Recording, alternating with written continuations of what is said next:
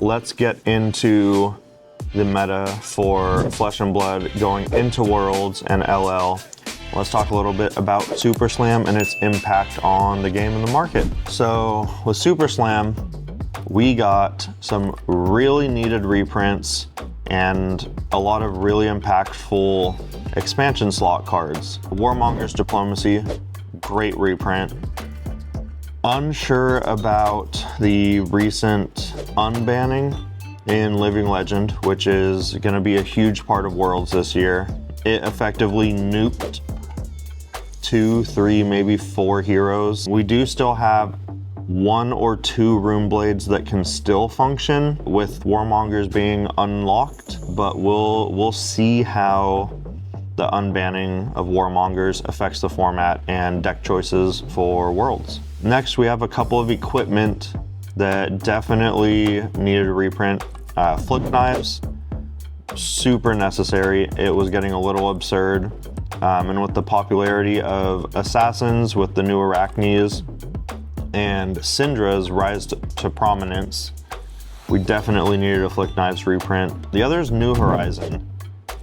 It is basically your staple headpiece for all rangers. It was also starting to creep up and get a little outrageous, so really good reprint. Next, we had a couple of incredibly necessary reprints in Felling of the Crown and Plow Under. Those Earth Majestics from Rosetta, they were getting wild. I know we've seen reprints of other expensive staples like Command and Conquer, Fyendel Spring Tunic. I believe we had 1 or 2 Skullcrap reprints as well. I know a lot of players would really like to see an Enlightened Strike reprint. That's starting to get a little wild, and especially since we've had a Command and Conquer reprint a few times, E-Strike would be really great to see. I know a lot of people would like it, and it'd be great for newer players taking the jump into the competitive scene. Another one, it may be too early to talk about reprinting this, but I think it should still be on the radar, is Shelter from the Storm. Generic staples are the majority of the cost for this game, and it's a big deterrent for newer players. And with Shelter being pretty much an auto include full playset in every deck, it's like $300 just for 3 cards that sometimes do nothing, but you also can't get caught without them, because it oftentimes will just lose you the game if you don't have access to it. Moving on to some newer cards from the set that I think were really cool, really exciting. First one was for Riptide with Take the Bait and the bait tokens. Really cool design, really cool cards. Hope I get to play with them soon. The next one, probably my personal favorite, as an old Shadow Runeblade stan. Painful Passage. I think that card is absurd. I do not think its potential has been cracked yet.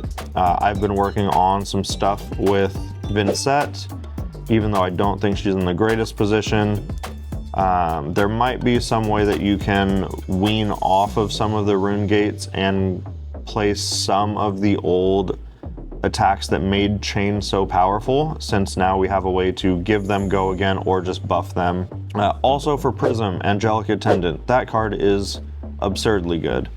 And especially with a new Monarch set coming out early next year, I think those 2 cards, Painful Passage and Angelic Attendant, are really good to look at picking up for players, along with other cards for Shadow and Light, specifically in Runeblade and Illusionist.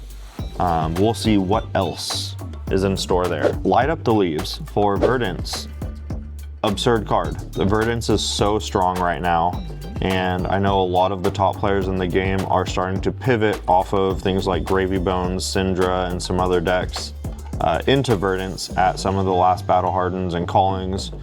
We'll see if the trend continues, but I think Verdance might be the best deck in CC right now. On the train of best decks, we have a new ally for Gravy Bones in Gallo, End of the Line. Gallo's insane. That is a extremely powerful ally for the deck. I'm excited to see what else they do with Gravy Bones and also just with Necromancer in general. It'd be cool to see them explore Necromancer outside of dual classing on Pirate and see what we can really do with it. And the final expansion slot card I want to talk about is Hunt or Hunted. Taylor at attack action, killed it at Battle Hardened Sonoma, getting second place.